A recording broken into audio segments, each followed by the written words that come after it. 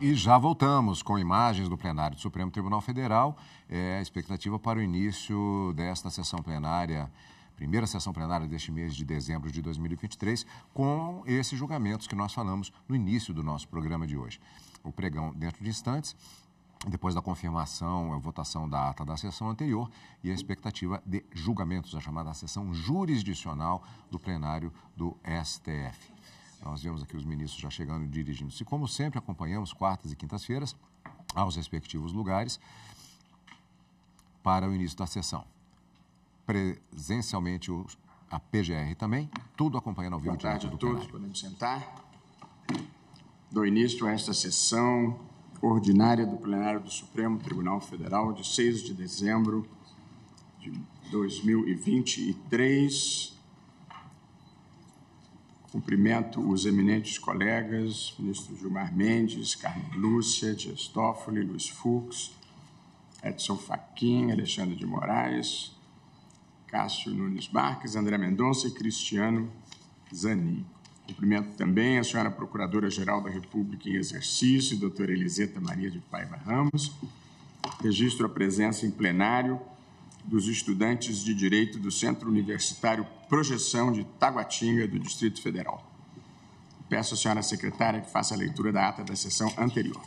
Ata da 38ª Sessão Extraordinária do Plenário do Supremo Tribunal Federal, realizada em 30 de novembro de 2023. Presidência do senhor ministro Luiz Roberto Barroso. Presentes à sessão os senhores ministros Gilmar Mendes, Carmen Lúcia, Dias Toffoli, Luiz Fux, Edson Fachin, Alexandre de Moraes, Nunes Marques, André Mendonça e Cristiano Zanin. Procuradora-Geral da República em exercício, doutora Eliseta Maria de Paiva Ramos. Abriu-se a sessão às 14h27, sendo lida e aprovada a ata da sessão anterior. Não havendo qualquer objeção contra a ata, declaro-a aprovada.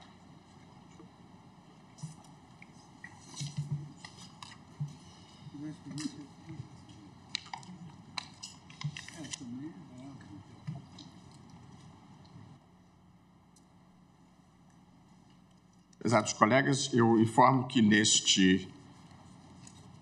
esta última segunda-feira e terça-feira houve o Encontro Nacional, 17º Encontro Nacional do Judiciário, realizado em Salvador, com a presença de todos os presidentes dos mais de 90 tribunais brasileiros e mais de 900 juízes, e foram estabelecidas as metas para 2023 da Justiça Brasileira, que eu passo a ler brevemente para que todos tenham ciência. Meta 1, julgar mais processos que os distribuídos. Meta 2, julgar os processos mais antigos. Meta 3, estimular a conciliação. Meta 4, priorizar o julgamento dos processos relativos aos crimes contra a administração pública, à improbidade administrativa e aos ilícitos eleitorais. Meta 5, reduzir a taxa de congestionamento, exceto execuções fiscais. Meta 6, priorizar o julgamento das ações coletivas. Meta 7, priorizar o julgamento dos processos dos recursos repetitivos. Meta 8, priorizar o julgamento dos processos relacionados ao feminicídio e à violência doméstica e familiar contra as mulheres. Meta 9, estimular a inovação no Poder Judiciário. Meta 10, impulsionar os processos de ações ambientais. E a meta 11, julgar com preferência os processos relacionados à infância e à juventude. Foram julgados, nós temos pouco mais de 80 milhões de processos em curso e no último ano foram julgados mais de 30 milhões de processos, batendo a meta número 1, que é a de julgar mais processos do que são ajuizados. Chamo para julgamento a ação direta de inconstitucionalidade 7331, procedente do Distrito Federal, da relatoria do ministro Ricardo Lewandowski, sendo requerente o Partido Comunista do Brasil e interessados o Presidente da República e o Congresso Nacional. O julgamento já teve início e temos a seguinte situação. Após o voto do ministro Ricardo Lewandowski, relator, que julgava parcialmente procedente a presente ação para declarar a inconstitucionalidade da expressão, aspas, ministro de Estado, de secretário municipal, de titular de cargo sem vínculo permanente com o serviço público, de natureza especial ou de direção e assessoramento superior na administração pública, constantes dos incisos 1 do parágrafo 2º do artigo 17 da Lei 13.303 de 2016 e 2, ainda do voto do ministro Lewandowski, conferir interpretação conforme a Constituição ao inciso 2 do parágrafo 2º do artigo 17, para afirmar que a vedação ali constante limita-se àquelas pessoas que ainda participam de estrutura decisória de partido político ou de trabalho vinculado à organização, estruturação e realização de campanha eleitoral, sendo vedada, contudo, a manutenção do vínculo partidário a partir do efetivo exercício do cargo, pediu vista dos autos o ministro André Mendonça. Portanto, nós temos aqui, prezados colegas, um processo já sem relator devido à aposentadoria do ministro Ricardo Lewandowski. É uma ação direta contra dispositivo do Estatuto das Empresas Estatais que prevê vedação de que quem exerceu cargo em comissão ou cargo político seja nomeado para direção ou para conselho de administração de empresa estatal e quarentena para integrar a diretoria ou conselho de administração de empresa estatal para aqueles que atuaram na estrutura decisória de partido político ou em trabalho vinculado à organização, estruturação e realização de campanha eleitoral. Fiz essa breve notícia em razão do fato de que não temos relator, nem teremos sustentação, e começarei a votação pelo eminente ministro André Mendonça, que formulou pedido de vista. Nós estamos, portanto, aqui para que se entenda, houve uma cautelar deferida pelo ministro Ricardo Lewandowski, que foi levada à ratificação no plenário e teve pedido de vista do ministro Dias Toffoli, e depois teve o início do julgamento de mérito simultaneamente, no qual o ministro André Mendonça pediu vista. De modo que, se decidirmos o mérito, evidentemente estará definida a sorte da cautelar. De modo que começamos pelo julgamento do mérito e passo a palavra ao ministro André Mendonça para voto. Minha saudação, senhor presidente, ministro Luiz Roberto Barroso, também eminente decano, ministro Gilmar Mendes, eminente vice-decana, ministra Carmen Lúcia, em nome dos quais cumprimento os demais ministros e pares, eminente Procuradora-Geral da República, em exercício, também minha saudação especial a Vossa Excelência, aos eminentes advogados e advogadas que aqui se fazem presentes e todos aqueles que nos acompanham. Senhor presidente, eminentes pares, apenas rememoro e fazendo já uma breve justificativa, eu levarei em torno de uns 40 minutos na apresentação do meu voto, mas justificando até em função já da aposentadoria do ministro relator, ministro Ricardo Lewandowski, apenas rememorar que nós estamos a apreciar o mérito da ação direta de inconstitucionalidade de número 7331, ajuizado pelo Partido Comunista do Brasil, que discute a constitucionalidade dos incisos 1 e 2 do parágrafo 2º do artigo 17 da Lei das Estatais. Dispositivos estes que estabelecem determinadas vedações para a indicação de integrantes dos conselhos de administração e das diretorias de empresas públicas, sociedades de economia mista e suas subsidiárias. De modo específico, os dispositivos questionados assim expressam. Parágrafo 2º do artigo 17. É vedada a indicação para o Conselho de Administração e para a diretoria, de representante do órgão regulador ao qual a empresa pública ou a sociedade de economia mista está sujeita, de ministro de Estado, de secretário municipal, de titular de cargo sem vínculo permanente com o serviço público, de natureza especial ou de direção e assessoramento superior na administração pública, de dirigente estatutário de partido político e de titular de mandato no Poder Legislativo de qualquer ente da Federação, ainda que licenciados do cargo. 2. Também é vedada a indicação de pessoa que atuou nos últimos 36 meses como participante de estrutura decisória de partido político ou em trabalho vinculado à organização, estruturação e realização de campanha eleitoral. Em sua decisão, tanto cautelar como de mérito, em síntese, o eminente ministro relator, conforme item 7 da ementa, decidiu por julgar parcialmente procedente a ação para declarar inconstitucionais as expressões que vedavam aos ministros de Estado, secretário de Estado, secretário municipal e titular de cargo sem vínculo permanente com o serviço público, de natureza especial ou de direção e assessoramento superior, constantes do inciso 1 do parágrafo 2º do artigo 17.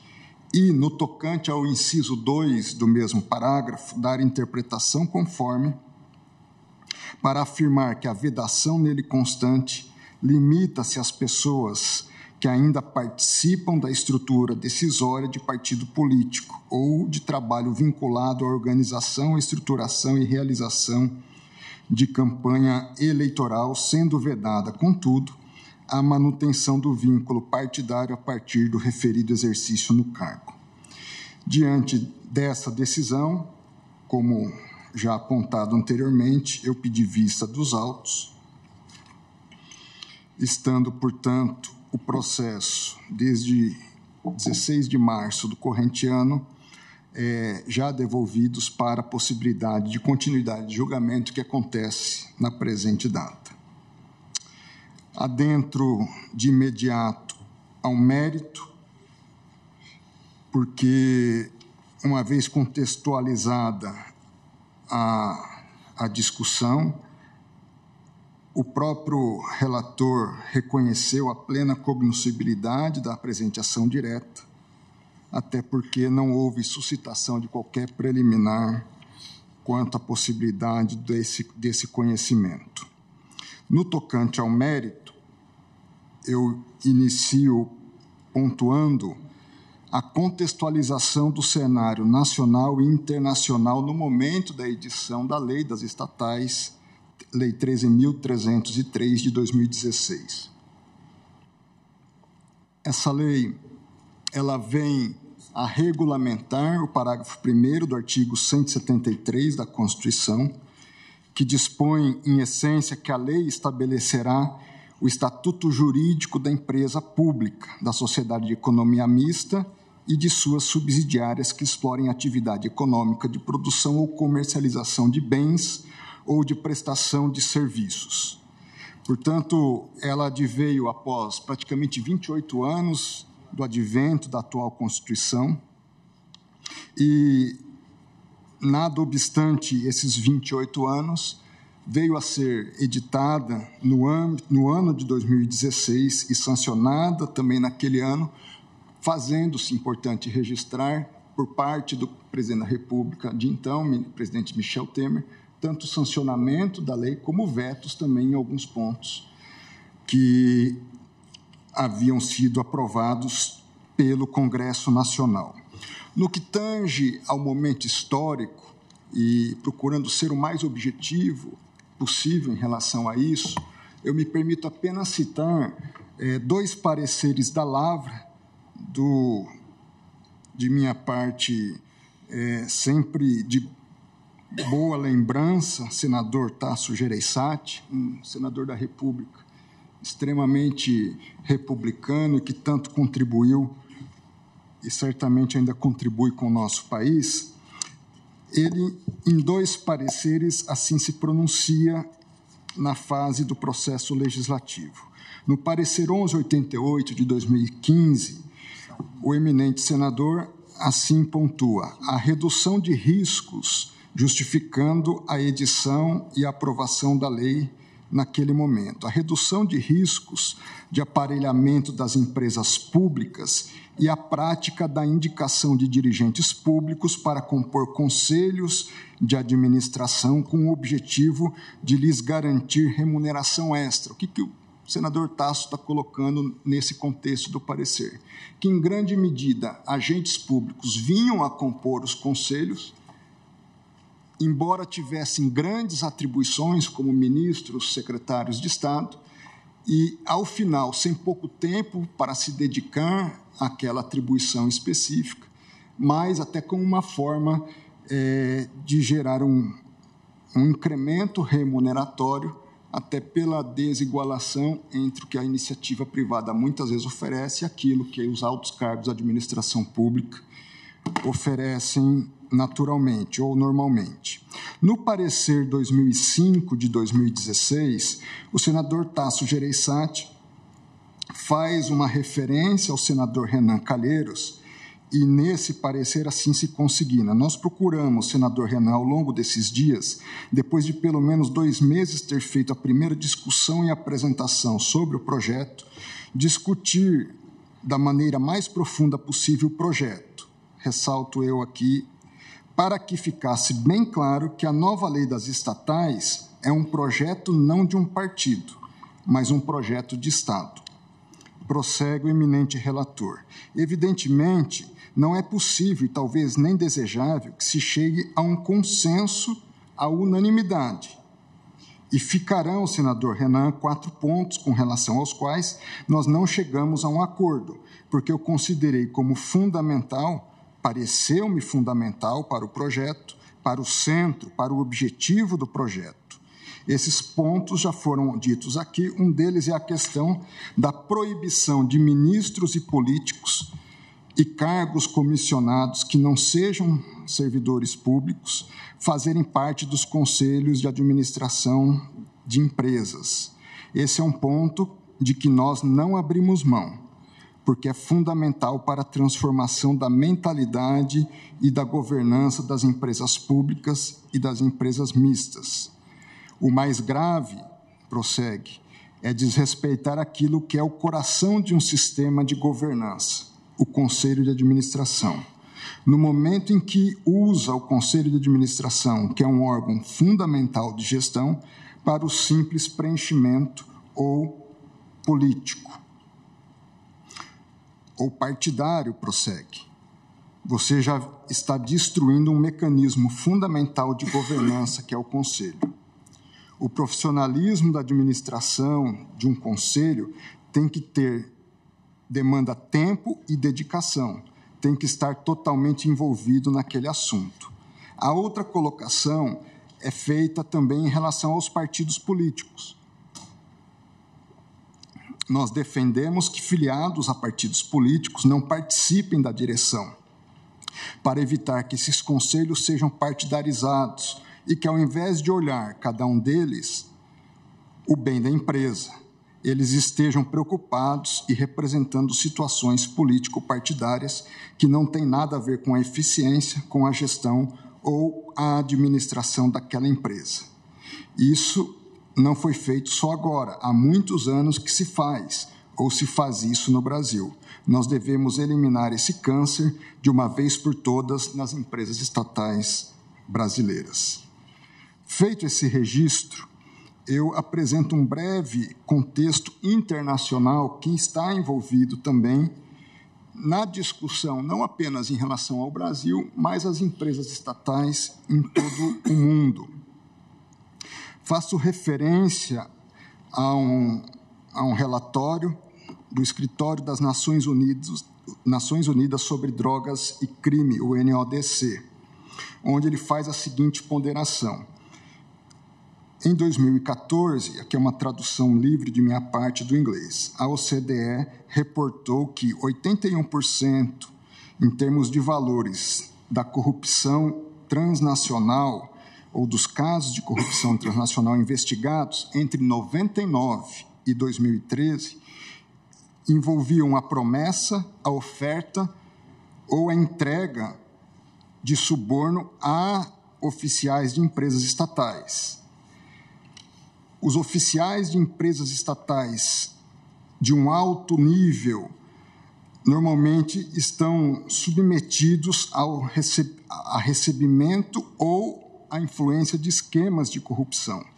Historicamente, as empresas estatais têm tido muita interdisciplinariedade na discussão entre corporação e discussão política, processos políticos, atuando, na palavra do NODC, como caixas pretas para o financiamento político e atendimento aos titulares dos respectivos governos. Em face dessa particular situação de risco de corrupção, devido a uma proximidade com os governantes, há uma prevalência de casos de corrupção ou propensão de casos de corrupção nesse setor, até em função de uma fraqueza da governança corporativa das estatais. Numa mesma perspectiva, eu cito a OCDE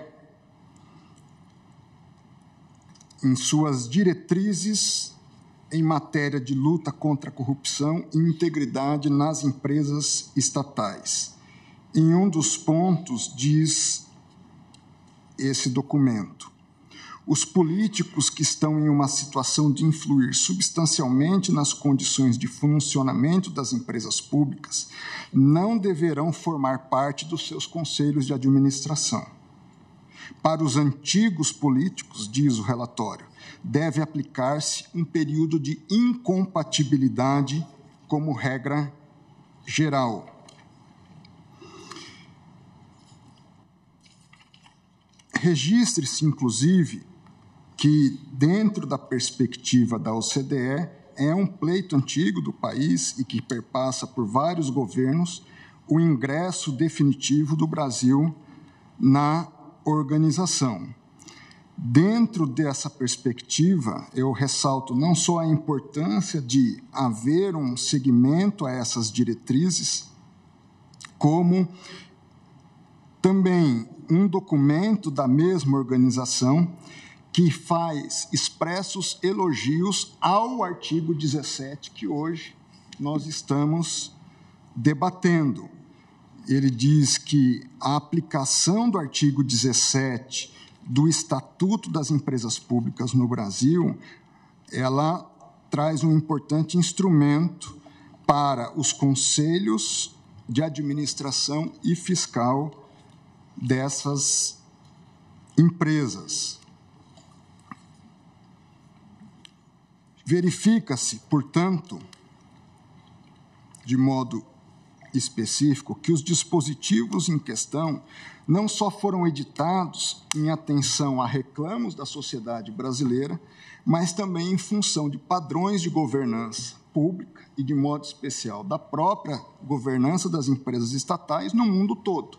Ou seja, é uma recomendação para as empresas estatais de qualquer país, em função de experiências que foram verificadas nesse país, seja de redução de eficiência, seja até mesmo, quando situações mais graves ocorrem, evidências de práticas ilícitas no seio das empresas estatais.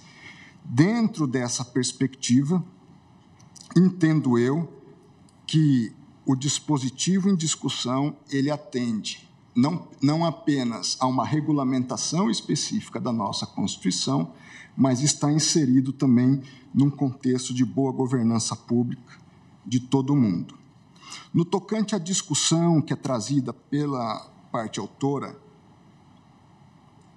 a um possível vício de inconstitucionalidade por ofensa à isonomia, à liberdade de convicção política e até mesmo à desproporcionalidade, eu faço uma referência inicial a ensinamento do professor Celso Antônio Bandeira de Mello sobre o princípio da igualdade. Diz o eminente professor que o princípio da igualdade interdita tratamento desuniforme às pessoas. Sem embargo, consoante se observou, o próprio da lei, sua função precípua, reside exata e precisamente em dispensar tratamentos desiguais. isto é, as normas legais nada mais fazem do que discriminar, ou, nas minhas palavras, diferenciar situações, à moda de que as pessoas compreendidas em umas ou outras venham a ser colhidas por diferentes regimes. As discriminações legais são recebidas como compatíveis com a cláusula igualitária, prossegue o professor, apenas e tão somente quando, logicamente, existe um vínculo de correlação lógica entre a peculiaridade diferencial acolhida por um respectivo objeto e a desigualdade de tratamento em função dela conferida, desde que tal correlação não seja incompatível com os interesses prestigiados na Constituição. Dito isso, no caso dos autos, a alegação da parte autora vai no sentido de que o dispositivo questionado vulnera a cláusula especial do direito à igualdade, previsto tanto no artigo 5º como também nos princípios da administração pública como um todo.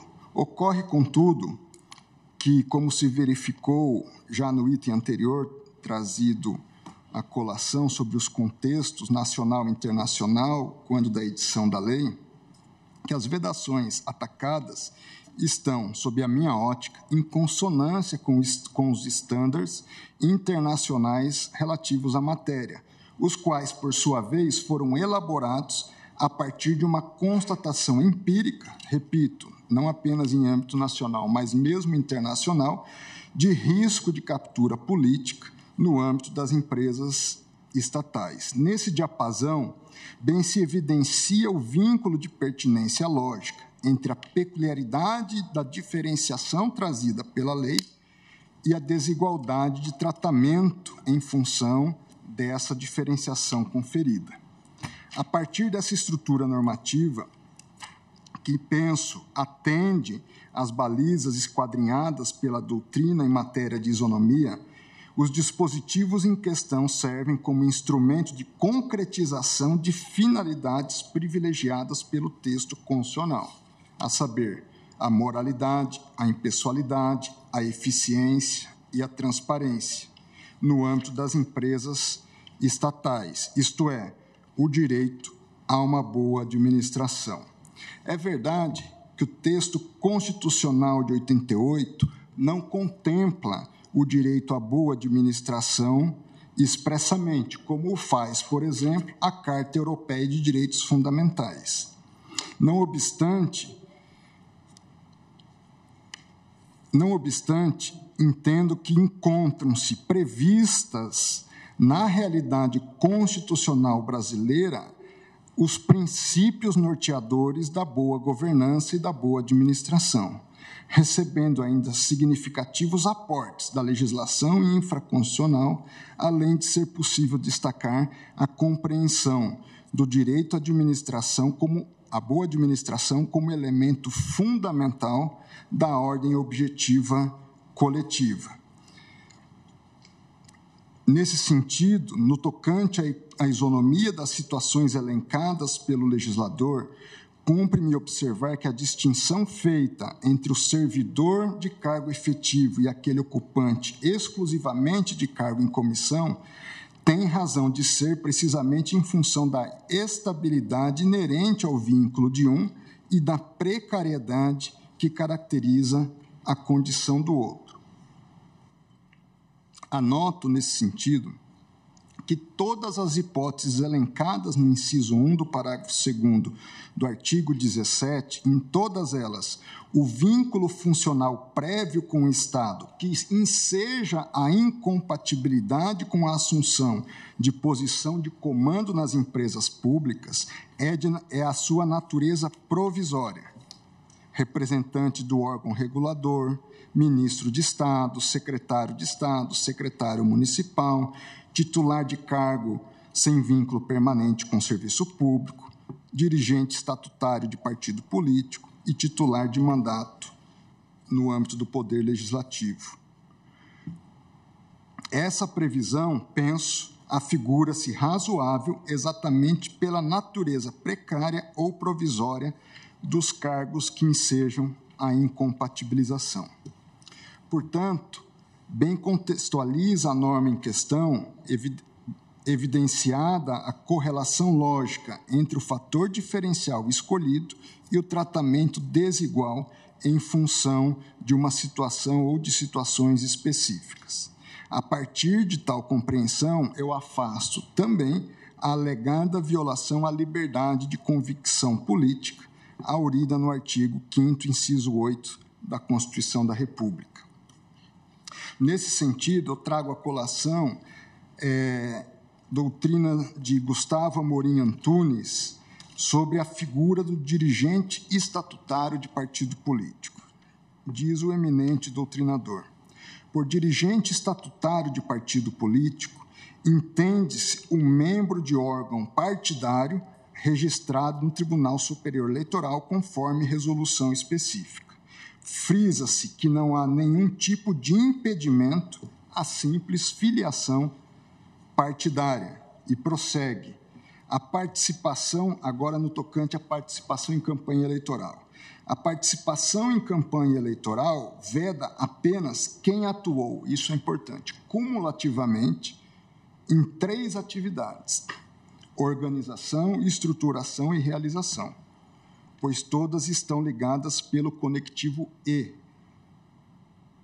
o termo ou está distante para separar apenas as vedações para estrutura decisória e campanha eleitoral. Essa vedação alcança o próprio candidato e a equipe de campanha, tesoureiro, marqueteiro, assessores diretos, entre outros.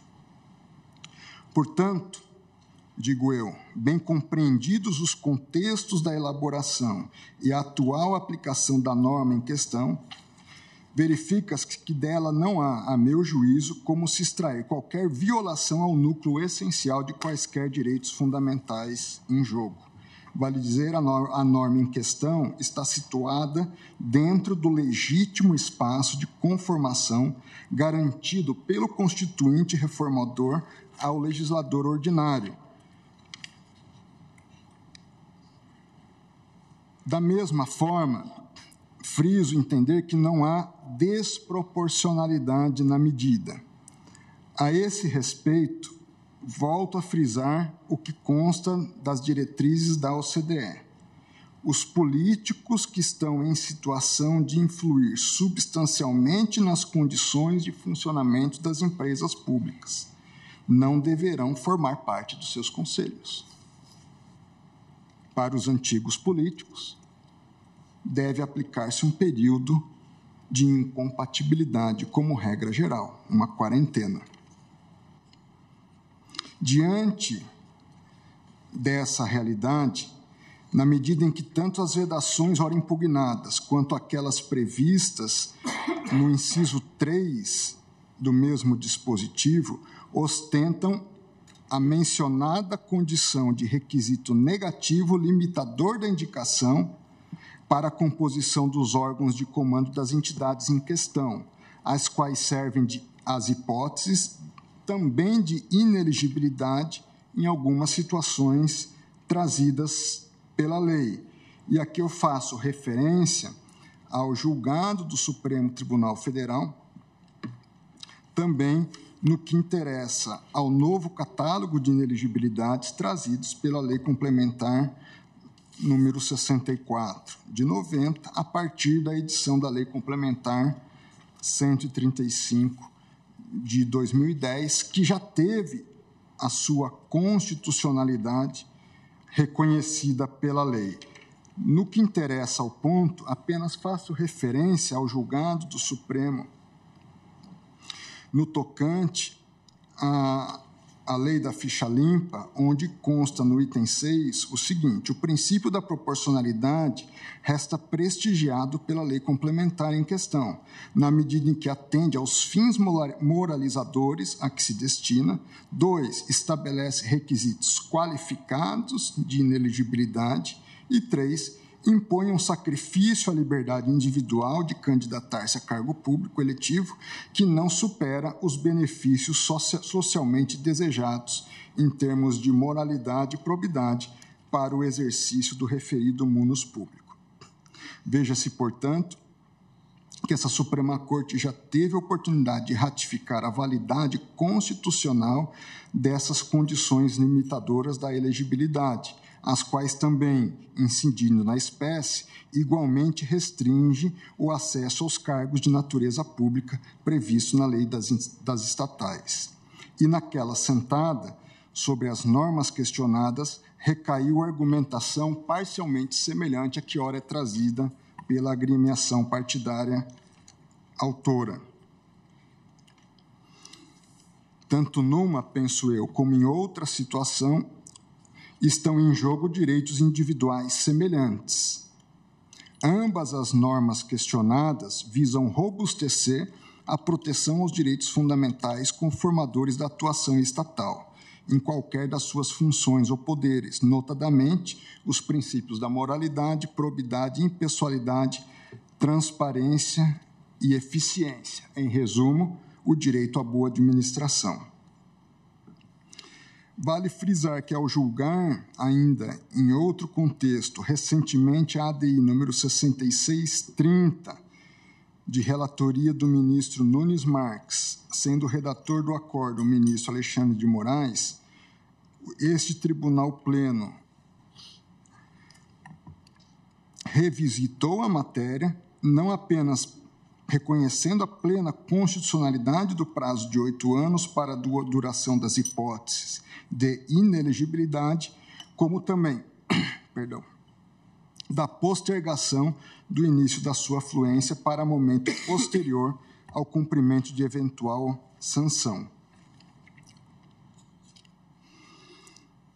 Alcanço, assim, no particular, idêntica conclusão àquela que chegou o ministro Luiz Fux na já referida DI 4578, ao afirmar que o sacrifício exigido à liberdade individual de candidatar-se a cargo público, no caso de direção das empresas estatais, não supera os benefícios socialmente desejados em termos de moralidade e probidade para o exercício de cargos públicos. Em observação final, a alegação de violação à isonomia, à liberdade política e ao princípio da proporcionalidade, menciono ainda o entendimento alcançado à unanimidade por este plenário no bojo da ADI 6033, da relatoria do ministro Luiz Roberto Barroso, onde consta, em breve síntese no que interessa, o seguinte do ementário: vedações legais ao exercício de atividades empresariais e de direção política partidária por servidores públicos das agências reguladoras. Ação direta de inconstitucionalidade contra os artigos 23.2c e 36A da Lei 10.871, que proíbem aos servidores efetivos das agências reguladoras o exercício de outra atividade profissional ou de direção político-partidária. Prossegue no item 3 da emenda. Assim, o Constituinte delegou ao legislador ordinário a competência para 1. Especificar as restrições profissionais ao exercício de qualquer trabalho, ofício ou profissão. 2. Regular os requisitos de acesso aos cargos públicos. E 3. Dispor sobre o regime jurídico e planos de carreira dos servidores públicos ocupantes de cargos efetivos. O que está no âmbito da liberdade de conformação do parlamento, à luz do princípio democrático, desde que observado o princípio da proporcionalidade. E prossegue a emenda. Justifica-se, desse modo, a previsão de normas funcionais mais rígidas, tendo por finalidade a prevenção de potenciais conflitos de interesse que possam comprometer o interesse público subjacente às funções das agências. As normas, no caso, asseguram a observância dos princípios da moralidade, da eficiência e da isonomia, e são meios proporcionais aptos a garantir a indispensável isenção e independência dos servidores das agências reguladoras. Ministro André, se me permite... Pois não. Uma rápida consideração. Inicialmente, até se pode discutir o inciso 1º do parágrafo 2º do artigo 17. Há vários aspectos que, pela própria experiência que todos temos, se poderia discutir. Mas a mim me impressiona o inciso 2, que é vedada a indicação para o Conselho de Administração e para a diretoria de pessoa que atuou nos últimos 36 meses, portanto, é um prazo bastante amplo, bastante largo, como participante de estrutura decisória de partido político ou em trabalho vinculado à organização, estruturação e realização de campanha eleitoral. Nós sabemos todos, e isso é uma questão de sabença comum, que o Estado Democrático de Direito é um Estado partidariamente ocupado. A expressão não é minha, é do Edith Agrin. Portanto, você opera com os partidos políticos, inclusive com seus quadros, os quadros dos partidos políticos. Eu fico a imaginar, por exemplo, para pegar um só exemplo. Armínio Fraga foi o diretor-chefe da campanha do programa econômico de Aécio Neves, para ficarmos em fato historicamente distantes.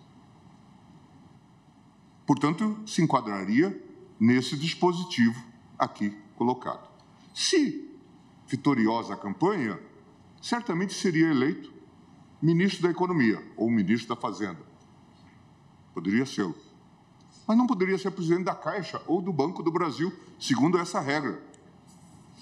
A mim me parece que aqui é claro o erro de prognose. Eu não estou disputando ele boas intenções. Mas dá para ver que, de fato, isso vai para muito além do que seria um critério de razoabilidade. Eu me lembro, por exemplo, que o último chefe financeiro da campanha de Fernando Henrique foi José Gregóri. Poderia ser, então, ministro, mas não poderia ser chefe nem de um conselho de administração. Será que isto faz sentido? Será que isso não leva a um critério, não de discricionariedade, não da liberdade de conformação do legislador, mas a um arbítrio nesse contexto? E mais, claro, se nós fôssemos prosseguir, eu não vou aprofundar o debate no inciso 1º, essas pessoas poderiam ser ministros de Estado, portanto, dirigir pastas, emitir diretrizes para as próprias estatais, mas não poderiam, eventualmente, compor um quadro de administração essa estatal. Vossa Excelência conhece, mais do que todos nós, certamente, o contexto da administração pública. Há casas, ministérios, cuja importância não está na sua própria estrutura, mas na estrutura das suas estatais. Nós até temos muita jurisprudência a propósito dessa temática. Estatais que são, na verdade, verdadeiras autarquias na área de saneamento e outras. Tanto é que reconhecemos, nesses casos, por exemplo, que elas pagariam as suas dívidas por precatório e não pelo modo corrente que as empresas pagam. Só para problematizar, porque, agradeço, ministro Gilmar. A meu ver, a gente está diante de um caso, pelo menos factualmente, de uma perspectiva até de erro na análise do fato e da prognose legislativa. Este é um problema que me parece...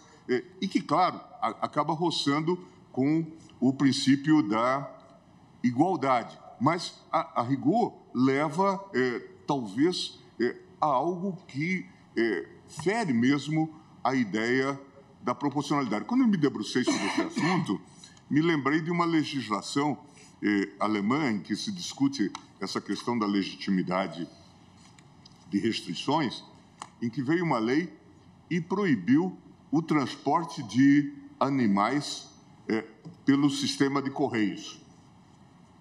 E todo mundo dizia, mas é uma lei boa, porque pretende proteger os animais de sofrimento, de mortes e coisas do tipo.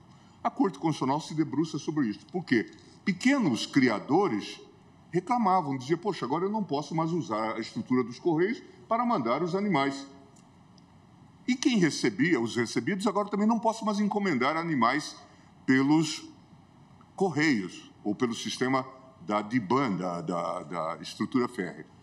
E se discutiu, a Corte Constitucional Alemã se debruçou sobre esse assunto, examinando os fatos e prognoses estabelecidos pelo legislador. E chegou à conclusão de que o legislador talvez pensara algo que, na realidade, não se concretizava. Não morriam animais mais do que era normal e as pessoas buscavam os animais pressurosos quando os encomendavam. Em suma, a lei acabava por ter um efeito danoso. Eu fiquei muito impressionado com esse inciso 2, sobretudo, mas depois a gente pode discutir também eu agradeço, aspectos do inciso 1º. Até se me permite, agradecendo a riqueza que Vossa Excelência traz, ministro Gilmar. Conheço relativamente a administração pública, mas certamente Vossa Excelência tem muito mais tempo aí de estrada do que eu nessa caminhada. 20 anos a mais. E certamente muitas, muitas madrugadas. É um debate bastante interessante. Se Vossa Excelência me permite, os eminentes pares, eu estou indo para o encaminhamento de finalização de raciocínio. E no último aspecto, eu vou até trazer algumas considerações que vão numa análise até de perspectiva mais, vamos dizer assim, filosófica e até concepção pessoal minha sobre algumas questões.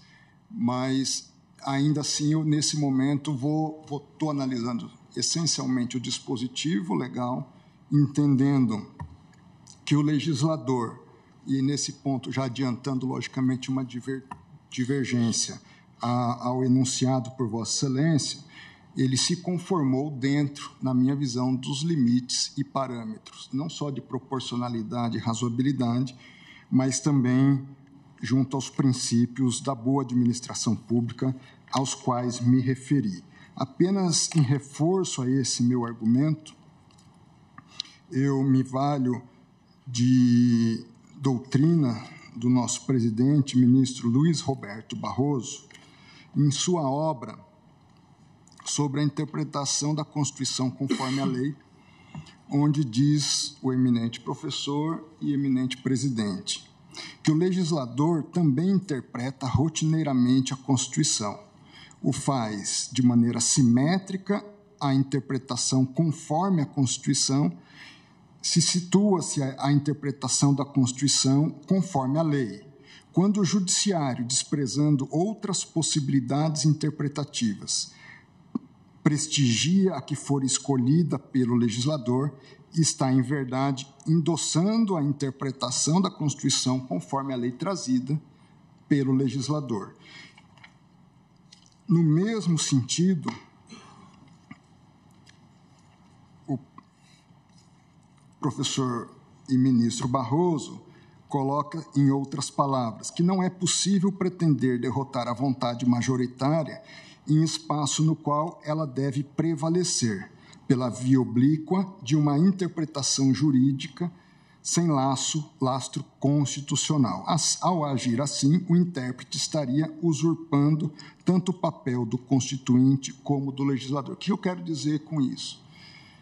Valendo-me até mesmo da doutrina do ministro Barroso. Não há, sob a minha ótica, na lei regulamentadora aprovada pelo Congresso Nacional, e por isso eu trouxe desde o início os pareceres do senador Tasso Gereissati, uma busca de ir em descompasso com os ideais da Constituição. Ao contrário, há uma busca de encontro e convergência a garantir os princípios da boa administração pública. O ministro Gilmar Mendes toca no ponto relativo ao prazo de 36 meses. Esse prazo pode ser menor? Sem dúvida, entendo que pode. Mas entendo que, neste caso, a deferência do Supremo Tribunal Federal deve ser ao próprio legislador. O que eu não chego a concluir é que há uma inconstitucionalidade no prazo de 36 meses. Pode haver uma modulação em algum aspecto de menor prazo? Não vejo, a princípio, problema, a não ser também que se elimine ou que se estabeleça uma norma que elimine até a garantia da boa governança pública que se pretendeu estabelecer. Então, e indo aqui para um... Pois não. Ministro André, Vossa Excelência me concede uma parte, apenas sobre a questão específica do prazo e a guisa de contribuir com o voto proficiente que Vossa Excelência vem de proferir. Creio que aqui está um dos pontos centrais no exame desta matéria, que é a questão dos ciclos. Este prazo, de algum modo, e não estou, obviamente, adiantando o voto, mas apenas adiantando uma reflexão, de algum modo ele procura fazer um diálogo, por assim dizer, entre o ciclo das conjunturas eleitorais e o ciclo dos investimentos das estatais. Portanto, a incoincidência ou essa separação de ciclos foi ou teria sido uma presunção motivadora desta norma de vedação. Por isso, quando Vossa Excelência estava aqui, como todos, acompanhando o voto de Vossa Excelência, ao tocar no tema do prazo, eu creio que esse é um tema central, porque o que aqui vai se decidir é se essa presunção de um latente conflito de interesses que está na lei é ou não inconstitucional. De modo que Vossa Excelência bem localizou esta matéria e agradeço a parte. Agradeço, ministro Fachin. Nós não devemos sempre, penso, politizar as questões, mas há um dado interessante, não é politizando, que até o advento da lei das estatais, nós tínhamos um cenário de prejuízo histórico que vinha acontecendo nas estatais. E após a lei das estatais, eu vou dar um exemplo, em 2015, um prejuízo de 32 bilhões. Em 16, um superávit, um resultado líquido positivo de 4,4 bilhões. 2017, 25 bilhões. 2018, 71 bilhões. 2020, ano muito crítico em função da pandemia, 60 bilhões. 2021, 187 bilhões. E agora, num ambiente de compreensão de Estado, e aqui eu dou uma visão mais pessoal minha, como eu havia adiantado, em função até da parte do ministro Gilmar Mendes, a administração pública, constitucionalmente, ela está autorizada a intervir na atividade econômica apenas excepcionalmente. É uma regra de exceção. A regra geral é a iniciativa privada. E ela deve fazê-lo para cumprimento de finalidades públicas muito específicas, que eu sintetizo, dentre essas finalidades, a função social. Então, se de um lado eu tenho um aspecto crítico ao prejuízo que uma estatal dá, eu também tenho um aspecto crítico a uma concepção de que a estatal está lá só para dar lucro. Agora, função social eu distingo de função privada, mas também eu distingo de função política. E, no meu entender, o que o legislador quiser, você cumpra a função social.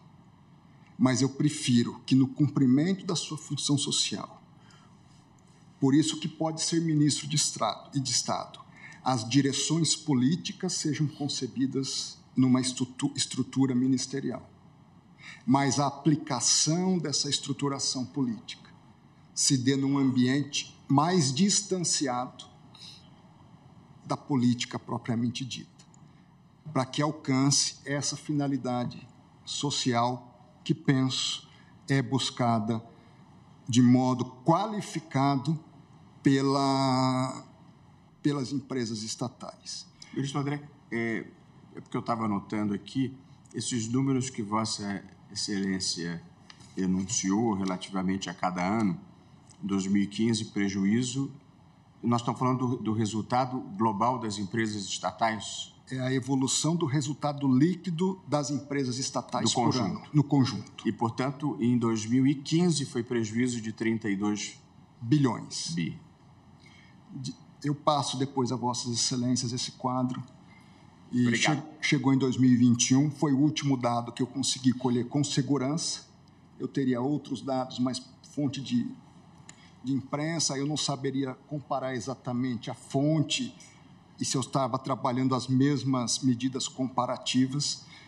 Então, foi o que eu pude trazer, mas que, para mim, é muito significativo de que, após a lei das estatais, houve uma mudança de comportamento em termos de eficiência. Nós temos uma redução significativa de situações de riscos de corrupção. E, repito, não é em função das pessoas, é em função do contexto em que as pessoas estão inseridas. O problema não são as pessoas em si, mas boas pessoas em contextos inadequados estão sujeitas a situações que não estariam em outros contextos. E lembrando, novamente, que isso é uma concepção também doutrinária minha, de escritos, inclusive, o melhor remédio para a boa governança, ou, em outras palavras, o melhor remédio contra a corrupção é a prevenção. Nós temos uma dificuldade natural de, no âmbito de um processo judicial ou administrativo, levar a cabo condenações sob o risco, muitas vezes, de se fazer não justiça, mas um justiçamento. Quando eu trabalho no campo da prevenção, e aqui, sem dúvida, há restrições, mas que eu considero proporcionais. E não tenho dúvida, o ministro Alexandre integrou o governo quando do advento, que havia pressões para um não sancionamento de dispositivos dessa natureza. Assim como, durante o governo do qual participei, havia também pressões para se tentar mitigar esse tipo de norma. E penso eu, que se ela pode ser melhorada, não é ônus do Supremo Tribunal Federal retirar, por inconstitucionalidade, algo que foi construído para trazer boa governança na administração pública. Repito, não pessoalizando, não são as pessoas, são as situações de risco a que se pode submeter pessoas.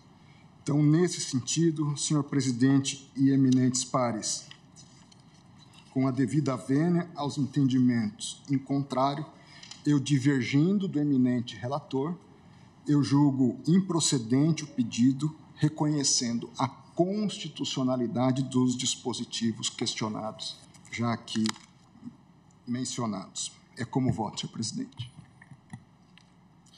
Muito obrigado, ministro André Mendonça, que, portanto, vota em linha divergente do relator, o estimado ministro Ricardo Lewandowski, já aposentado, e, portanto, pronuncia-se pela improcedência do pedido que visava a declaração de inconstitucionalidade de restrição de nomeações para cargos de diretoria e de conselho de administração de empresas estatais. Nós estamos aqui...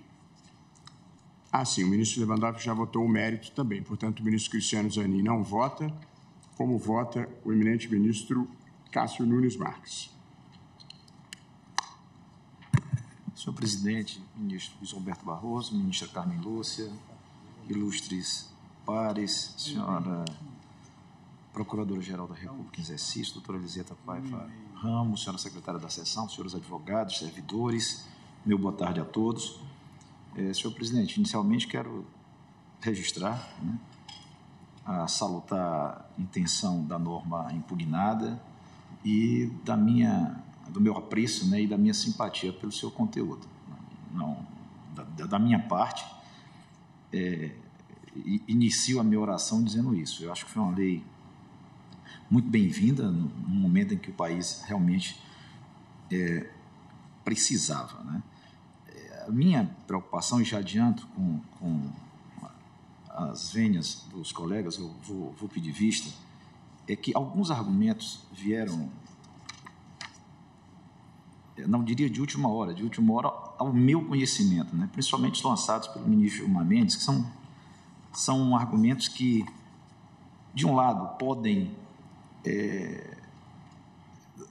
nos atrair para uma convicção diferente ou, minimamente, nos incentivar a aperfeiçoar os argumentos já trazidos para tentar, de qualquer forma, superá-los, né? Do ponto de vista jurídico-constitucional, me causou uma preocupação de estarmos aqui fazendo uma análise constitucional de duas situações que poderia o Parlamento ter trilhado. A primeira, de exigir critérios técnicos para a ocupação dessas estatais. Essa é uma situação. A outra é restringir o direito de algumas pessoas em razão da sua orientação política.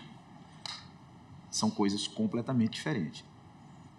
Eu posso limitar a ocupação desses cargos exigindo perfis. A outra é limitar a ocupação dos cargos em razão de orientação política. Então, me veio essa dúvida. Essa restrição, ela é constitucional, ainda que venha para somar, como bem colocou o ministro André Mendonça, para colaborar, principalmente com esse momento do país. Então, isso me causou uma dúvida. A outra também, bem colocada pelo ministro Gilmar, é que a lei, ao ponto que ela proíbe a ocupação de algumas funções menores, no caso das estatais, ela permite que aquelas pessoas que venham egressas de agremiações ou que tenham participado ativamente de campanhas eleitorais, por um lado, não podem, por exemplo, presidir a Caixa Econômica Federal, mas podem ocupar o cargo de secretário executivo ou ministro da Fazenda. Então, essa restrição, esse argumento também, de qualquer forma, me atrai para ambos os caminhos. Ele pode, eventualmente, ser absolvido por qualquer um de nós, como pode, eventualmente, também ser afastado por argumentos mais relevantes. E, por último, a questão da quarentena, que eu acho que também merece uma maior reflexão. Então, senhor presidente, me comprometendo a trazer, na maior brevidade possível, eu peço vista dos autos para melhor analisar e tentar amadurecer um pouco mais, refletir um pouco mais sobre essas questões trazidas na sessão de hoje. Muito obrigado, ministro Cássio Nunes Marques, que, portanto, pede vista. Pois não, ministro Luiz Fux. Não, é só pelo fato, quer dizer, nós vamos ter ainda a reflexão do ministro Nunes Marques antes da deliberação, pelo menos eu vou aguardar, mas é só para destacar que hoje, além das ODS, a Organização das Nações Unidas e todos os países preconizam a adoção da sigla tríplice que foi criada pelo ex-secretário-geral da ONU, Kofi Annan, ESG. Então, hoje, há essa preocupação das pessoas jurídicas, das instituições públicas seguirem essa sigla, que significa Environmental, Social and Governance, ou seja, desenvolvimento sustentável, tutela da sociedade, dos direitos sociais e integridade. O CNJ, inclusive, ele tem uma resolução que recomenda aos tribunais que criem comitês de integridade, porque, na verdade, os tribunais não só judicam, eles também exercem atividade legislativa no regimento interno e administrativa com licitações, compras, etc. Então, a ordem do dia hoje é seguir essa tríplice sigla que hoje está na ordem do dia. Então, às vezes, nem tanto, nem tão pouco, né? Ninguém está aqui, digamos assim, fazendo um juízo de valor sobre as pessoas, como destacou o ministro André, mas é uma questão de apresentar o país com também esse seu vetor de governança corporativa, de integridade. porque a própria lei de conflitos de interesses, que é uma lei específica, ela não reclama dolo ou má-fé. Ela tem até uma redação que eu procurei anotar, que diz o seguinte: a lei sobre o conflito de interesse. A ocorrência de conflito de interesse independe da existência de lesão ao patrimônio público, bem como do recebimento de qualquer vantagem ou ganho pelo agente público ou terceiro. Então, mutatis mutandis é como se aplica a nós, juízes. A lei presume que nós somos suspeitos em determinadas ocasiões, muito embora possamos não ser, e presume-se impedidos também de judicar. Então, acho que na base subjacente disso aí não se refere às pessoas. E essa questão que o ministro... Só para nós especularmos, já que o ministro... Essa é a ideia, ministro. Já que o ministro Nunes Marques sempre traz um voto preparado, um voto ponderado, à luz da razoabilidade, é para nós pensarmos também sobre esse pano de fundo de hoje, né?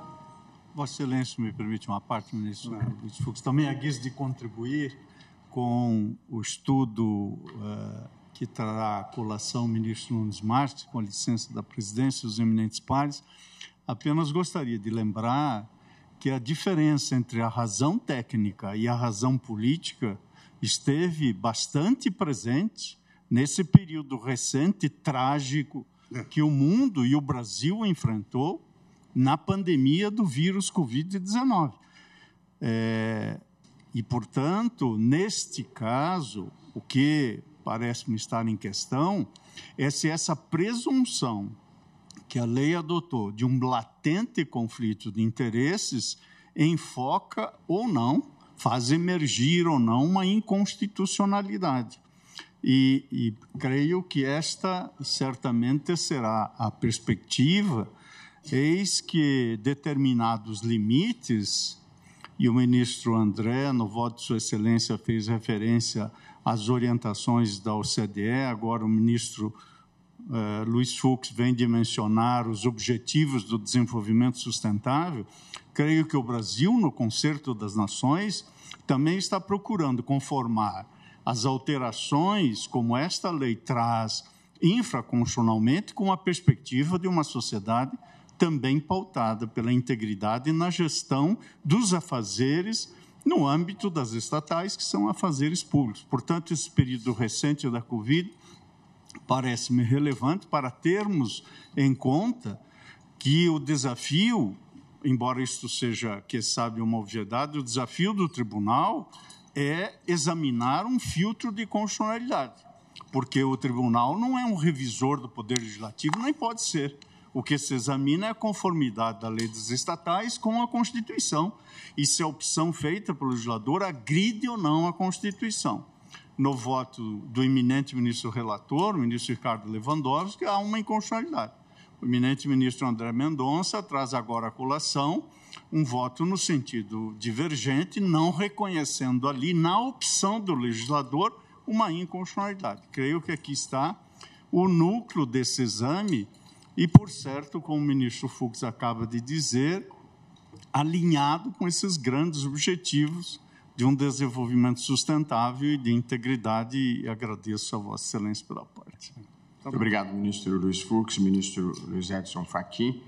Penso que todos irão aguardar. Eu também gostaria de compartilhar breves reflexões, vou aguardar o voto do ministro Cássio Nunes Marques, mas também já contribuindo para o debate de uma lei que, devo dizer que, à primeira vista, também vi com simpatia e como um importante avanço em termos de governança nas empresas estatais.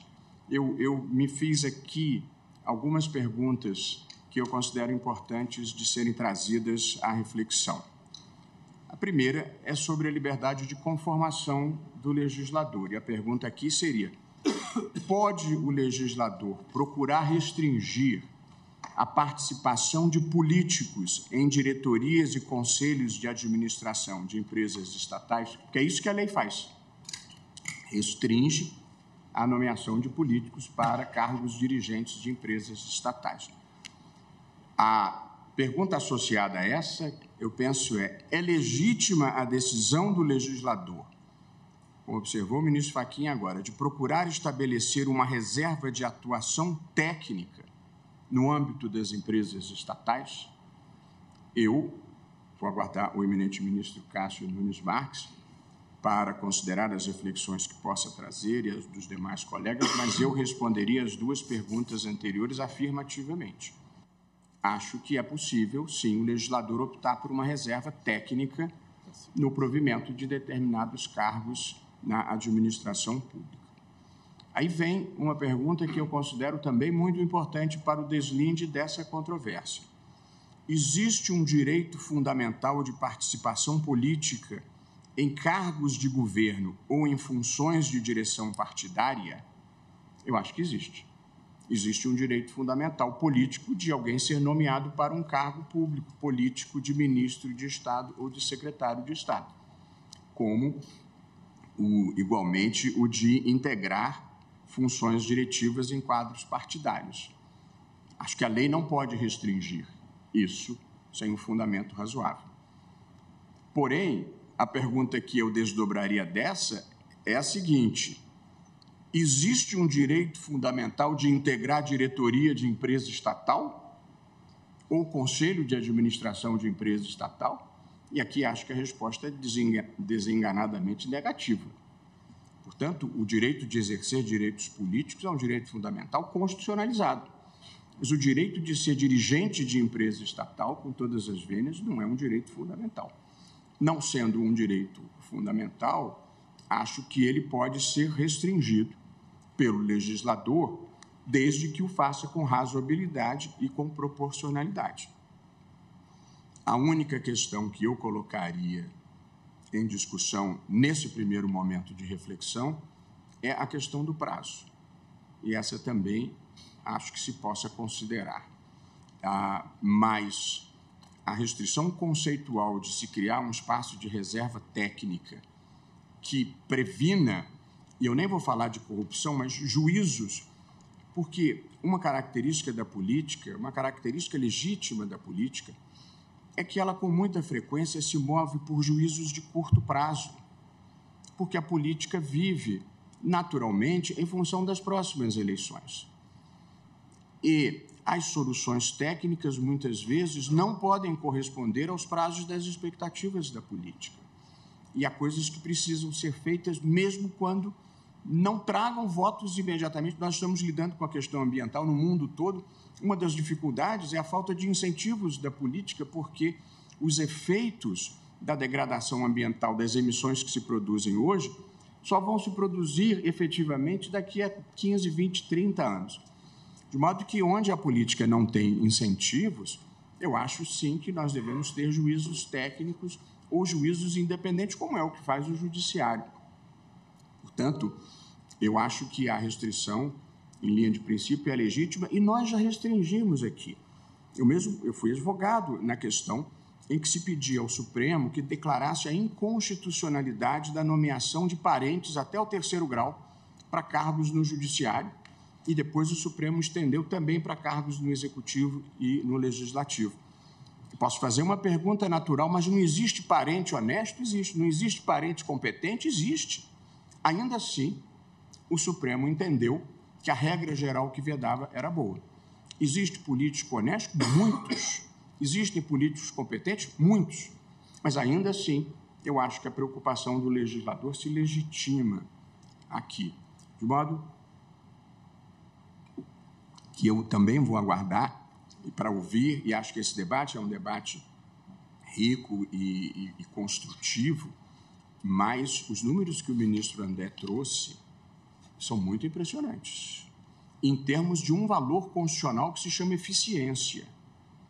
E, portanto, os números objetivos trazidos pelo ministro André, eu não só acredito nele, mas como acredito que ele tenha uma fonte confiável para esses números, os números vão, em 2015, anteriormente à lei, um prejuízo de 32 bi, e depois, nos anos sucessivos, todos à lei, resultados muito melhores. Eu nem estou dizendo que seja possível estabelecer uma relação direta de causa e efeito, mas não deixa de impressionar essa referência. E eu gostaria de lembrar e a gente deve olhar para o futuro sem esquecer o passado, que nós tivemos muitos problemas na gestão de empresas estatais no Brasil. E não foi um fenômeno de um governo nem de um partido. O problema é antigo e ele se renovou, um dia transbordou. Mas o problema vem de muito longe. Mas ele cresceu a ponto de a Petrobras ter dado prejuízo. Não é fácil fazer a Petrobras dar prejuízo. Na célebre frase do Nelson Rockefeller, o melhor negócio do mundo, isso era, né? Agora já mudou, agora são as empresas de tecnologia. Mas, dizia ele, o melhor negócio do mundo é uma empresa de petróleo bem administrada. E o segundo melhor negócio do mundo é uma empresa de petróleo mal administrada. E ainda assim deu prejuízo. Não é fácil. Portanto, aconteceram coisas muito ruins por aqui. Acho que a gente deve olhar para frente e virar as páginas, mas aprender com as lições do passado. E acho que essa foi uma lei que teve por motivação impedir que coisas como aquelas voltassem a acontecer. E eu concordo plenamente com o ministro André de que, frequentemente, não são as pessoas, são as estruturas que você cria, que induzem ou não induzem a determinados comportamentos ou a determinadas concessões que as pessoas que têm uma motivação técnica podem, muitas vezes, resistir melhor do que as que têm circunstâncias políticas. Portanto, não é a questão do técnico ser melhor que o político, nem vice-versa. É apenas uma questão de fazer as melhores alocações de pessoas em cada circunstância. Para determinados cargos, eu acho que se colocar um técnico é um desastre. E, para determinados cargos, eu acho que se colocar um político não é a melhor solução.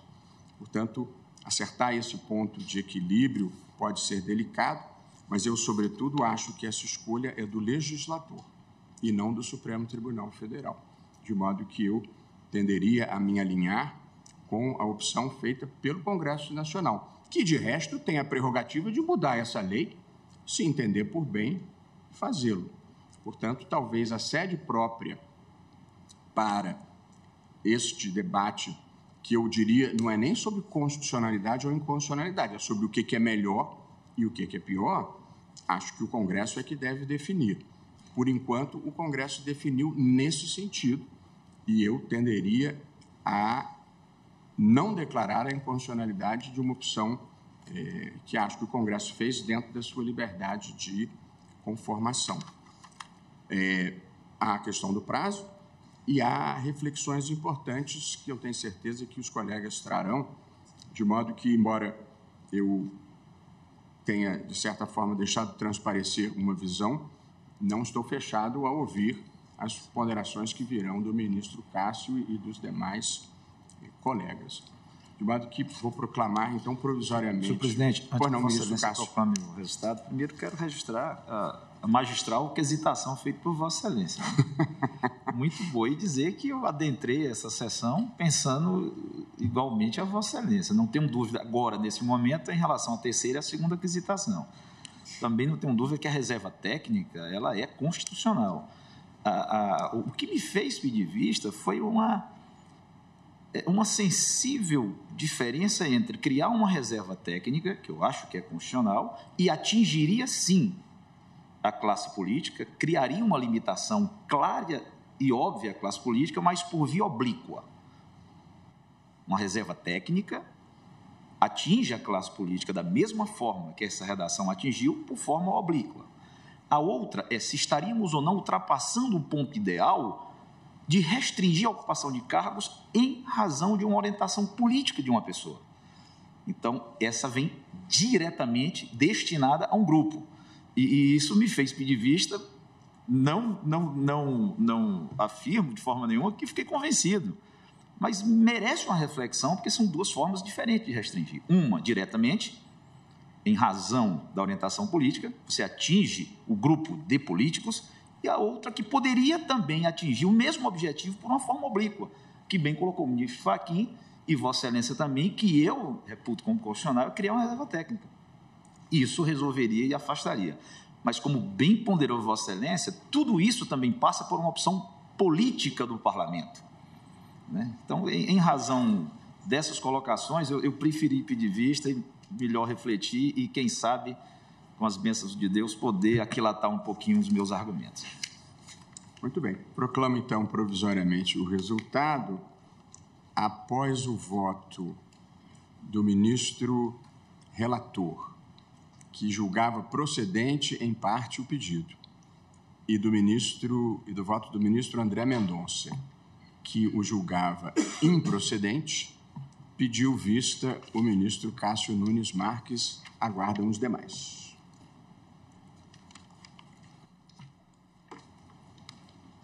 Deixa eu...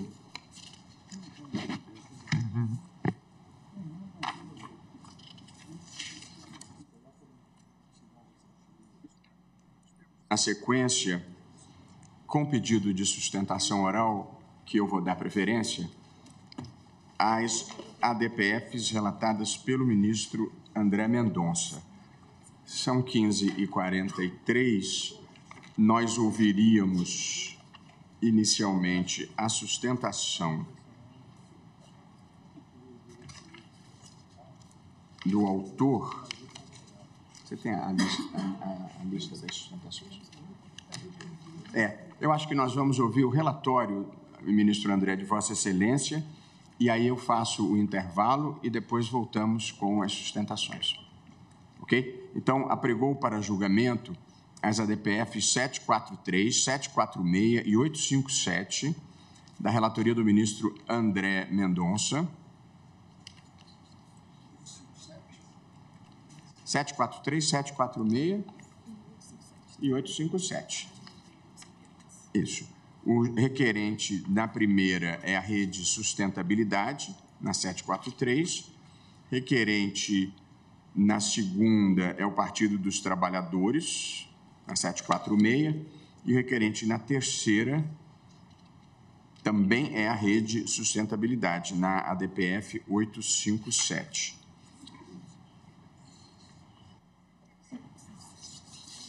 Além da Rede Sustentabilidade, é requerente na 857 também o Partido Socialismo e Liberdade, o PSOL, o Partido Socialista Brasileiro, o PSB, e o Partido dos Trabalhadores. Agora sim, nós estamos julgando casos que têm repercussão nas ODS 12, Consumo e Produção Responsáveis, ODS 13, Ação contra a Mudança Global do Clima, e ODS 15, Vida Terrestre.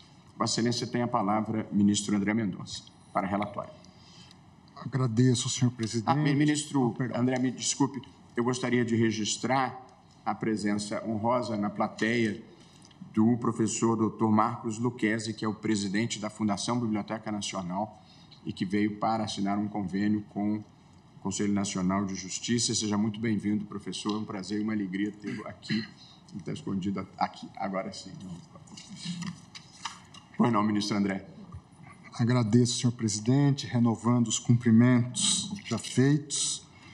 Farei, portanto, a leitura do relatório das 3 arguições e adianto aos eminentes pares que pedi também ao gabinete para compartilhar com vossas excelências o correspondente relatório.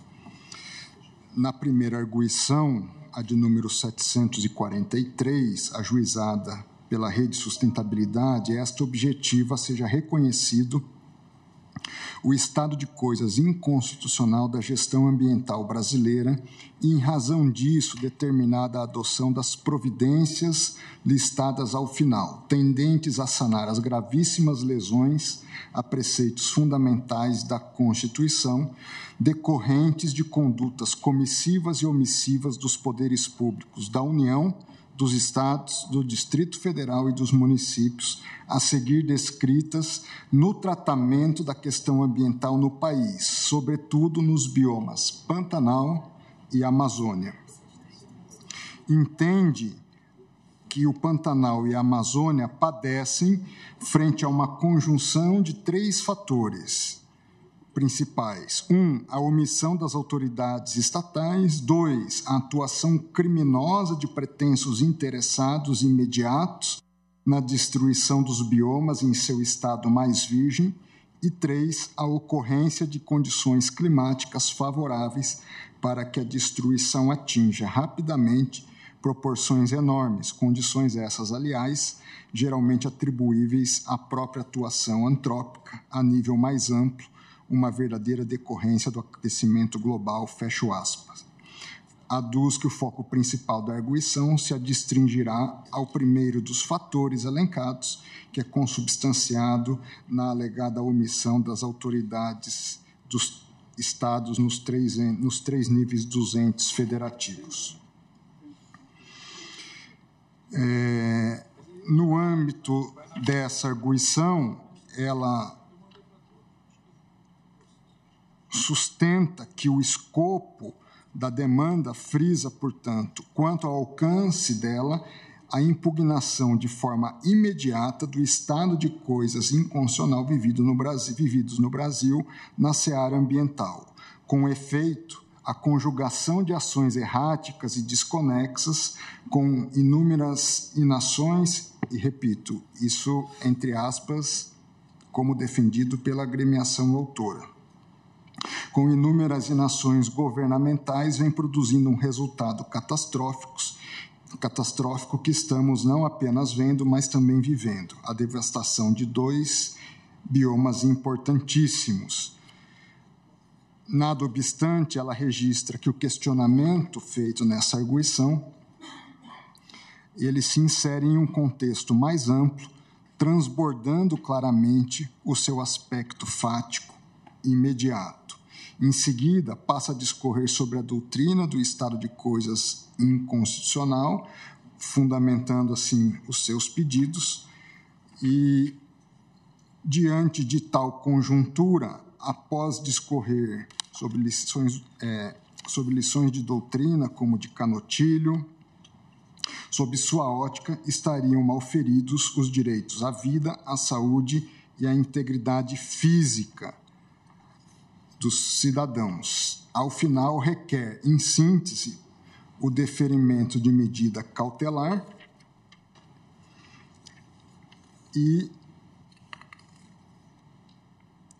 o deferimento, ao final, dos pedidos entabulados inicialmente, que consistem na adoção de providências por parte do governo federal quanto a planos de prevenção e combate a incêndios no Pantanal e na Amazônia, quanto a dar uma atuação condizente ao desafio mediante força-tarefa, em cooperação técnica, inclusive contratando emergencialmente, de forma temporária, brigadistas para o combate ao incêndio e desmatamento, no que tange também a destinação de recursos aos municípios, também de cestas básicas e assistência às pessoas afetadas, que se crie uma sala de situação para a tomada de decisões dos gestores nesta seara, que se nomeiem especialistas que possam contribuir com as providências a serem adotadas pelos órgãos públicos, que se tenha uma execução orçamentária, sobretudo no tocante às atividades de preservação ambiental e combate a desmatamento e incêndios, que possa ser integral e de modo equivalente, não só no governo federal, mas também nos governos estaduais, em especial aqueles localizados nos biomas do Pantanal e da Amazônia, que se constitua um plano no âmbito do governo federal para a retomada e intensificação de ações preventivas e fiscalizatórias pelos órgãos públicos, que o governo federal retome o PPCDAM no prazo de 60 dias, que também se apresente em prazo de 15 dias um plano de recuperação com capacidade adequada no âmbito do Sistema Nacional de Prevenção e Combate a Incêndios Florestais, a suspensão das autorizações de desmatamento, exceto aquelas de interesse público e para a produção de subsistência das populações tradicionais, que os governos estaduais Eles também, em 15 dias, apresentem dados referentes às autorizações de supressão de vegetação e deem publicidade a esses dados, e que o governo federal também apresente um plano que intensifique a retomada das ações de fiscalização ambiental. Pugna ainda a instrução devida do processo, que, uma vez distribuído ao ministro Marco Aurélio, adotou o rito do artigo previsto no artigo 5º, parágrafo 2º da Lei 9.882, através do qual foram solicitadas informações que foram prestadas no âmbito federal pela Presidência da República e no âmbito infranacional pelos estados de São Paulo, Rondônia, Acre, Amazonas, Rio Grande do Norte, Roraima, Bahia, Mato Grosso do Sul, Maranhão, Minas Gerais, Paraná, Tocantins, Ceará, Pará, Rio de Janeiro e Distrito Federal. Não se manifestaram os estados de Alagoas, Amapá, Espírito Santo, Goiás, Mato Grosso, Paraíba, Pernambuco, Piauí, Rio Grande do Sul, Santa Catarina e Sergipe. Houve manifestação da Presidência da República, que entendeu pela improcedência da arguição, bem como da Advocacia Geral da União, que inicialmente pugnou pelo não conhecimento da arguição e, no mérito, por sua improcedência. Nesse primeiro momento, também houve manifestação dos estados, que, em sua maioria, se limitaram a defender que os pedidos deduzidos nos itens que especifica não lhes diziam respeito, registrando que já divulgaram, inclusive, informações relativas às autorizações para a supressão de vegetação nos seus limites territoriais e apresentaram dados relativos à execução orçamentária em matéria ambiental e os motivos para eventual inexecução. Apenas registro que os itens que não seriam próprios aos estados seriam aqueles pedidos relacionados diretamente, exclusivamente à própria União. A Procuradoria-Geral da República também se manifestou de forma sumariada, que trago a ementa, e penso, se me permite, eminente presidente, eminentes pares, vou até dispensar a leitura do ementário, que está à disposição e já publicizado.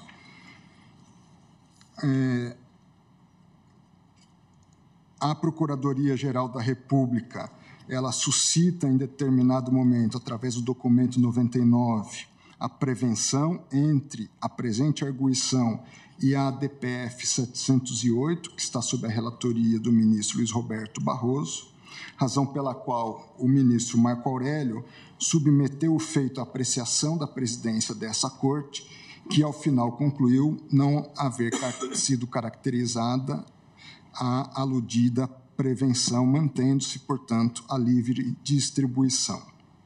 Mais recentemente, propriamente no dia 2 de março de 2023, a Advocacia Geral da União veio aos autos informar a esse Supremo Tribunal Federal a, abre aspas, alteração substancial do contexto fático e normativo que ensejou o ajuizamento da presente ação, fecha aspas, a partir de 1º de janeiro do corrente ano. Traz a Advocacia Geral da União os fundamentos para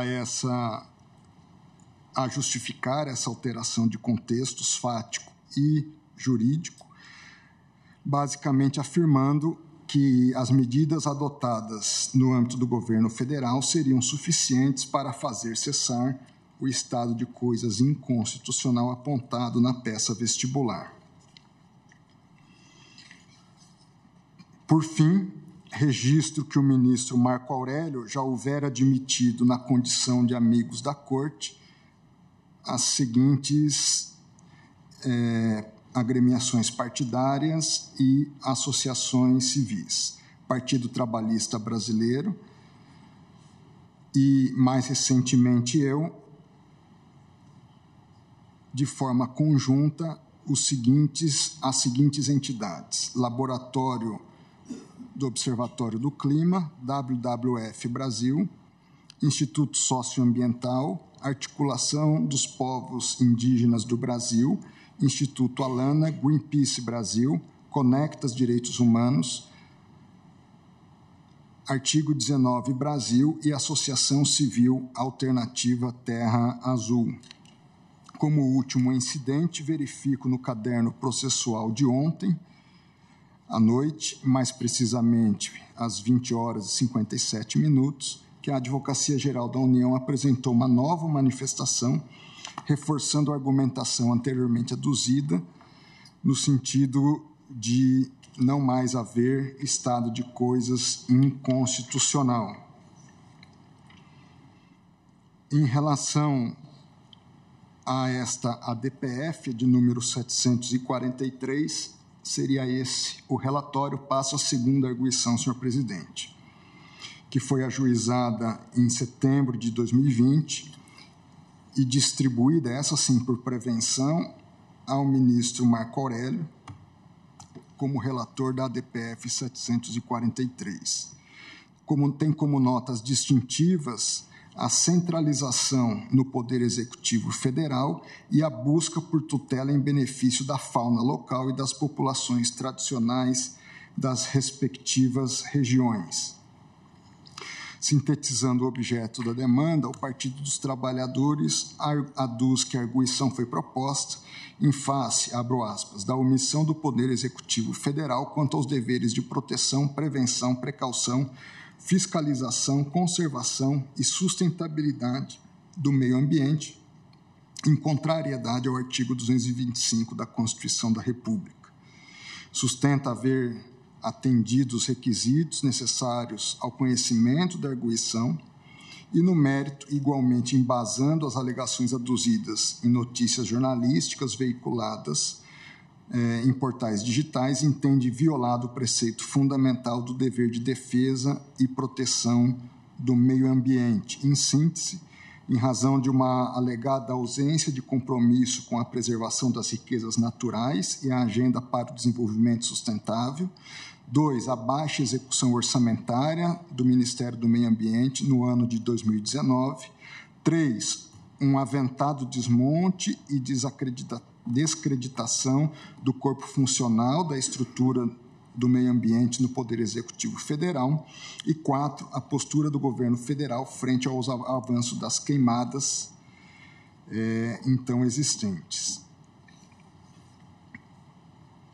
Aborda que essa situação traz reflexos econômicos que reverberam também no campo social e que, por isso, estariam violados diversos princípios típicos do direito ambiental constitucional.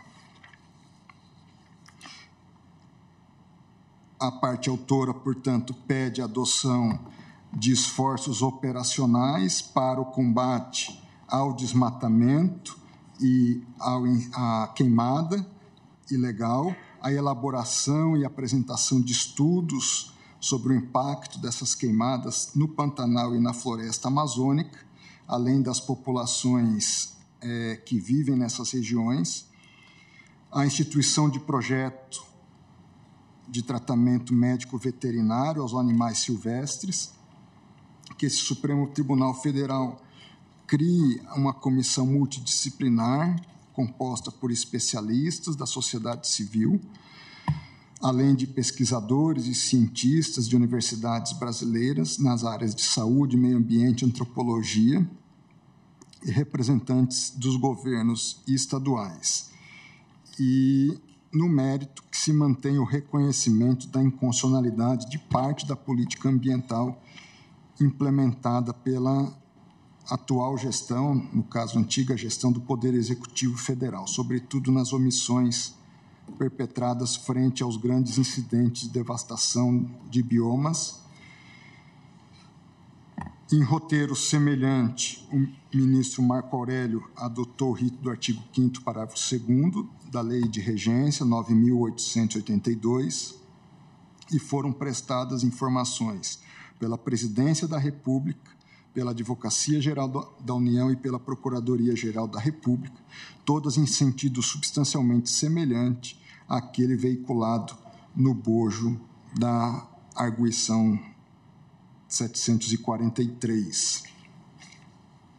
Portanto, eu dispenso nesse aspecto uma leitura mais detida das informações e defesa trazida por essas instituições e pela Presidência da República.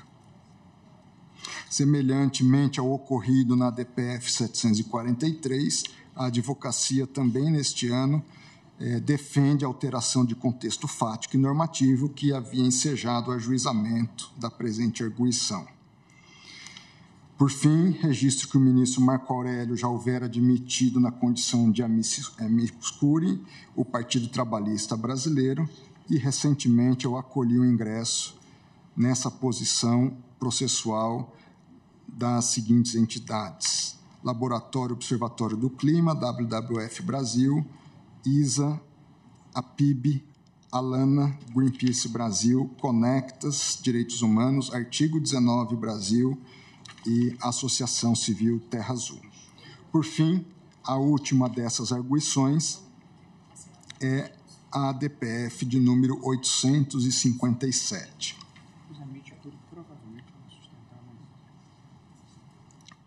A arguição em questão foi ajuizada conjuntamente pelos seguintes partidos políticos: PSOL, PSB, Partido dos Trabalhadores, Rede Sustentabilidade, e foi proposta em face tanto da União Federal como dos estados do Mato Grosso e do Mato Grosso do Sul, objetivando, abre aspas, a apresentação de plano consistente e a tomada de medidas concretas e imediatas para impedir que os incêndios que no ano de 2020 assolaram o Pantanal de forma inédita e sem precedentes volte a se repetir de forma agravada no ano corrente 2021, na temporada de secas que tem início entre os meses de março e abril, em observância aos princípios norteadores da administração pública, como a moralidade, a transparência e a legalidade, ao direito a um meio ambiente ecologicamente equilibrado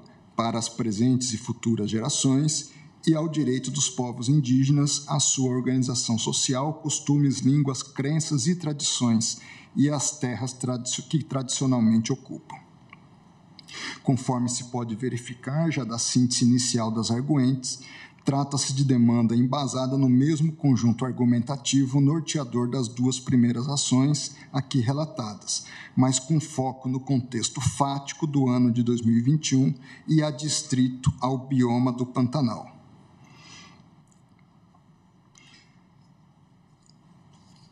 Dentro desse contexto,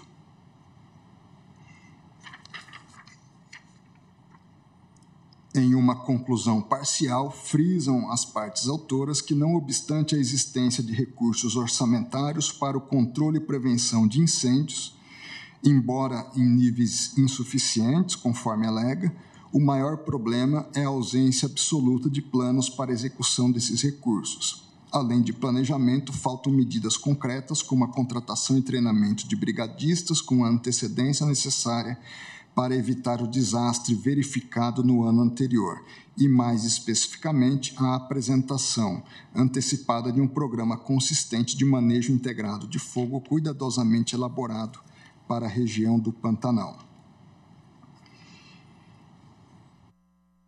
Por isso, requer que seja determinada a União a apresentação de um plano consistente que inicie a implementação de medidas para impedir a repetição dos incêndios verificados no Pantanal no ano de 2021, que seja determinada a revisão do plano até então vigente e a consequente fiscalização da sua implementação pelo Ministério Público Federal, que o Supremo também determine à União e aos estados correspondentes para que adotem as providências necessárias para que todas as informações sobre as situações de incêndios florestais sejam concentradas em um único sistema, independentemente de sua localização, e que, de igual forma, seja determinado que o sistema de controle e combate a incêndio, de divulgação da situação de incêndio, seja de acesso público a toda a sociedade, bem como, ao final, que os governos dos estados do Mato Grosso e Mato Grosso do Sul, em coordenação com o governo federal, apresentem planos consistentes sobre essas medidas de combate a incêndios no Pantanal. E o estabelecimento de multa e outras medidas para a garantia do cumprimento das medidas adotadas. No mérito propriamente dito, pugna pela confirmação das medidas cautelares que foram pleiteadas e que se declare a inconstitucionalidade do comportamento lesivo do poder público em deixar de apresentar um plano consistente e implementar as medidas com a antecedência necessária para evitar as queimadas no Pantanal. Também distribuído ao eminente ministro Marco Aurélio, por prevenção à ADPF 746, entendeu Sua Excelência ser o caso de fazer a instrução devida visando o julgamento definitivo da ação. Foram prestadas informações pela Presidência da República e também no âmbito dos estados, pelos estados do Mato Grosso e Mato Grosso do Sul. Também, em síntese, no mesmo sentido de defesa que foi apresentado nas demais arguições.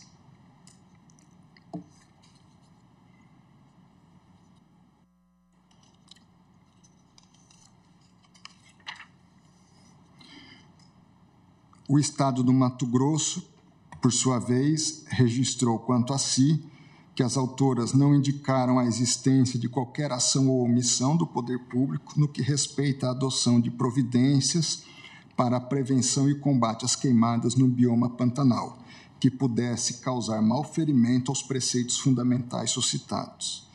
Nesse sentido, frisou que há 11 menções na petição inicial a respeito do Estado do Mato Grosso, mas em nenhuma delas há qualquer afirmação de que o Estado não teria adotado as medidas necessárias para o combate aos incêndios. Pontua que o Estado homologou um plano de ação do Comitê Estratégico para o combate ao desmate ilegal e à exploração florestal ilegal e aos incêndios florestais no ano de 2021, assim como o plano de operações para a temporada de incêndios florestais no ano de 2021. Quanto ao aspecto financeiro, informou que aos referidos planos foram destinadas ações orçamentárias no importe de 73 milhões de reais. Entendeu que não foi observado o requisito da subsidiariedade da ADPF e, mais adiante, quanto ao cabimento da demanda, concluiu que deve ser ela extinta sem resolução do mérito.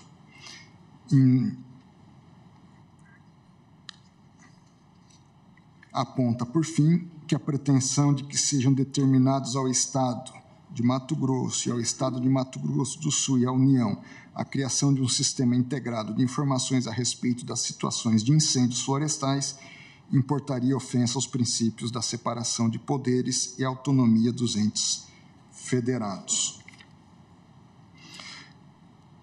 Por sua vez, corroborando as questões preliminares suscitadas pelo Estado do Mato Grosso, o Estado do Mato Grosso do Sul igualmente aponta para a inexistência de qualquer ação ou omissão que lhe tenha sido imputada na peça vestibular, frisando ainda a inobservância ao requisito da subsidiariedade da presente medida, e no mérito elenca uma série de ações que justificariam a improcedência da arguição. A Advocacia Geral da União pugnou pelo não conhecimento da ADPF e, no mérito, pela improcedência dos pedidos. Em idêntico sentido, posicionou-se a Procuradoria-Geral da República,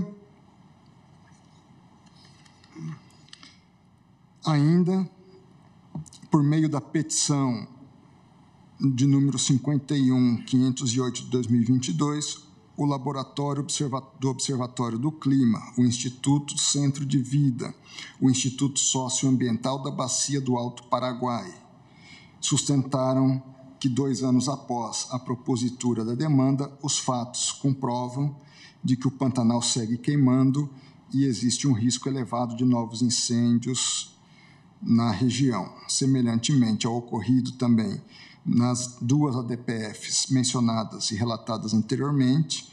A Advocacia Geral da União veio aos autos defender a alteração substancial dos contextos fático e normativo que justificaram o ajuizamento da presente arguição e traçando pedido, portanto, para semelhante àqueles já mencionados.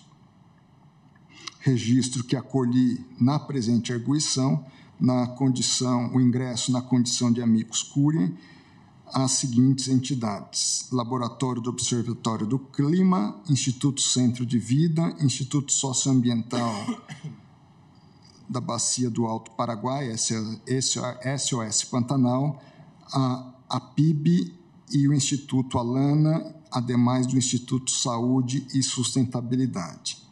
Assim, senhor presidente, eminentes pares, é o relatório que ora apresento de forma conjunta em relação a essas 3 arguições.